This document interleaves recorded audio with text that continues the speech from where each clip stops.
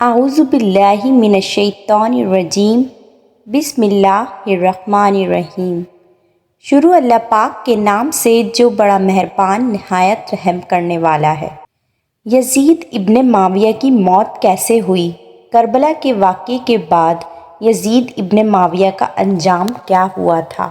یزید کی موت کے متعلق مورخین کے الگ الگ اقوال اور روایات ملتے ہیں، جن میں سب سے زیادہ بامستند اور صحیح قول یہ ہے کہ شہادت حسین اور ہرا کے واقعے کے بعد جب یزید اپنے جشن اور تکبر میں مست تھا تو اس وقت اس نے مکے پر حملہ کرنے کا حکم جاری کیا تھا۔ یہ سن 64 ہجری ربیع الاول کا مہینہ تھا۔ چند ہی دنوں میں وہ ایک موذی مرض میں مبتلا ہو گیا تھا۔ اس کے پیٹ میں خطرناک درد اٹھا جس سے اس کی آنتیں سڑنے لگیں اور ان میں کیڑے پیدا ہونے لگے۔ دمشق کے بڑے بڑے طبیب کو بلایا گیا، لیکن وہ اس بیماری میں یزید کو شفا یاب کرنے سے ناکام ہو جاتے تھے، کیونکہ یہ اللہ کی طرف سے ایک قہر تھا جو اسے قبر تک لے جانے والا تھا۔ آج کا ہر انسان جس نے بھی کربلا کا واقعہ سنا ہے، اسے یہ اچھی طرح سے معلوم ہے کہ حضرت امام حسین علیہ السلام کو قتل کرنے والا یزید ابن معاویہ ہی تھا، جس نے عبید اللہ ابن زیاد کو اسی کام پر مقرر کیا تھا، اور عبید اللہ ابن زیاد نے یزید کے کہنے پر امام حسین علیہ السلام کے قتل کا فرمان جاری کیا تھا۔ لیکن آج تک جس نے بھی یزید کا نام سنا ہے، ان کے ذہن میں یہ سوال ضرور آتا ہے کہ یزید بن معاویہ کی موت کیسے ہوئی تھی اور یزید کا انجام کیا ہوا تھا۔ تو اسی سوال کا جواب میں آپ کو اس ویڈیو میں بتاؤں گی کہ یزید کی موت کیسے، کب اور کہاں پر ہوئی تھی۔ یزید جس نے نواسۂ رسول امام حسین علیہ السلام کو قتل کروا دیا، وہ یہ سوچتا تھا کہ اس ظلم سے عرب کے سارے لوگ اس کی بیعت کریں گے، اس کے سامنے جھکیں گے، کوئی بھی امام حسین علیہ السلام کے بعد میرے سامنے سر اٹھانے کی جرات نہیں کرے گا۔ لیکن جب رسول اللہ صلی اللہ علیہ وآلہ وسلم کی بیٹیاں قید ہو کر کوفہ اور شام کی گلیوں سے گزریں تو ان کے خطبے سنتے سنتے لوگوں کے مردہ ضمیر جاگنے لگے۔ وہ یزید کے دربار میں جو بھی خطبہ بی بی زینب سلام اللہ علیہ نے دیا تھا، وہ سننے کے بعد لوگوں کو حقیقت کا پتہ چل گیا اور یزید کے خلاف بغاوتیں اٹھنا شروع ہو گئیں۔ جب لوگوں کو حقیقت کا پتہ چلا تو وہ سمجھ گئے کہ جس نے امام حسین علیہ السلام کے ساتھ ظلم کیا، اسے بادشاہ کہنا سب سے بڑا گناہ ہے۔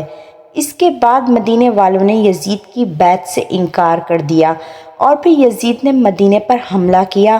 تاریخ میں لکھا ہے کہ یزید کی فوج 3 دن تک مسجد نبوی میں اپنے گھوڑوں کے ساتھ رہی اور مکے سے بھی بغاوت کرنے لگی۔ پھر یزید نے خانہ کعبہ پر بھی حملہ کروا دیا اور خانہ کعبہ کو آگ لگا دی۔ اس واقعے کے بعد ہر کوئی یزید پر لعن طعن کرتا رہا، لیکن یزید جسے بھی اپنے خلاف دیکھتا اس کا سر قلم کروا دیتا تھا۔ ان سب سنگین گناہوں کی سزا تو یزید کو آخرت میں ملے گی ہی، لیکن اس دنیا میں بھی یزید کو عبرت ناک سزاؤں کا سامنا کرنا پڑا اور اسے رسوائی اور تکلیف کے سوا کچھ نہ ملا۔ کربلا کے واقعے کے کچھ عرصے بعد یزید ایک انتہائی تکلیف دہ مرض میں مبتلا ہو گیا تھا۔ یزید کو ایک قسم کی ایسی بیماری ہوئی جسے وہ سارا دن مچھلی کی طرح تڑپتا رہتا تھا۔ اس کے پیٹ میں شدید درد اٹھتا تھا اور اسے بہت زیادہ پیاس لگتی تھی۔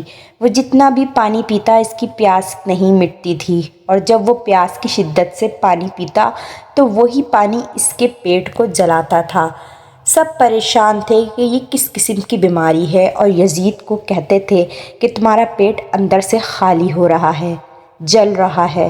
یزید کے درد اور تکلیف کی انتہا نہیں تھی۔ وہ سارا دن ساری رات درد اور تکلیف سے چلاتا رہتا تھا، اور اس کی تکلیف دیکھ کر بڑے بڑے حکیم اس کا علاج کرنے سے قاصر تھے۔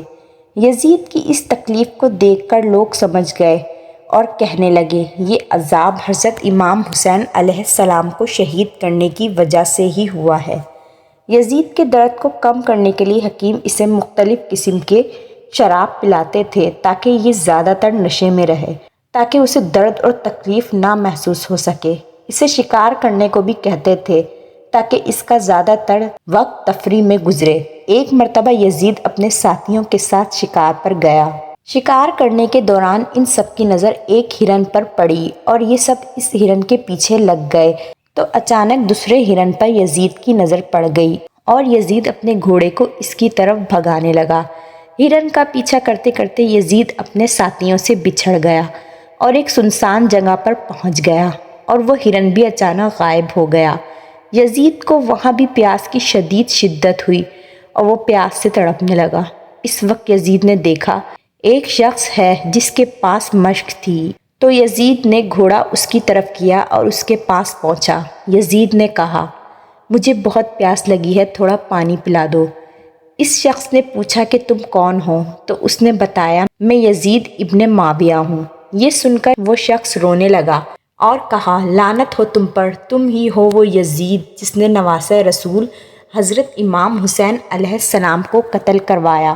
یہ کہہ کر اس شخص نے ایک زوردار چیخ ماری جسے سن کر یزید کا گھوڑا خوفزدہ ہو کر وہاں سے بھاگنے لگا۔ یزید کا پاؤں اس گھوڑے کی رکاب میں پھنسا ہوا تھا۔ وہ گھوڑا یزید کو پورے ریگستان میں گھسیٹتا رہا، جنگل میں پہنچا دیا اور وہاں بھی اس ملعون کو گھسیٹتا رہا۔ یزید کی وہیں پر موت ہو گئی اور وہ گھوڑا یزید کی لاش کو زمین سے رگڑتا رہا، پتھروں میں مارتا جا رہا تھا، جس سے یزید کی لاش کے ٹکڑے ٹکڑے جگہ جگہ پھیلتے چلے گئے اور صرف اس کا پاؤں جو کہ گھوڑے کی رکاب میں پھنسا ہوا تھا وہ اس کے ساتھیوں تک پہنچا دیا، جسے یزید کے ساتھیوں نے دفنا دیا تھا۔ اس طرح دردناک عذابوں اور بیماریوں کی تکلیفوں سے گزر کے یزید کا یہ عبرتناک انجام ہوا کہ اس کی لاش کسی کو بھی نہ ملی۔ یزید کی موت کے بارے میں اس کے علاوہ اور بہت سی روایتیں ملتی ہیں، جن میں سے ایک روایت میں نے آپ کو اس ویڈیو میں یہ بتائی ہے۔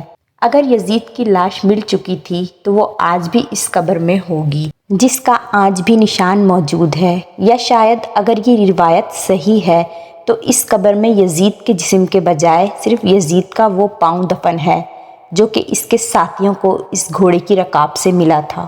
امام علی علیہ السلام نے فرمایا کہ کفر کی حکومت تو قائم ہو سکتی ہے لیکن ظلم کی حکومت نہیں چل سکتی۔ یزید نشان عبرت بن گیا کہ اس زمین پہ جو بھی ظلم کرے گا اللہ اس کا نام ختم کر دے گا اور آنے والی نسلوں کے لیے اس کو نشان عبرت بنا دے گا۔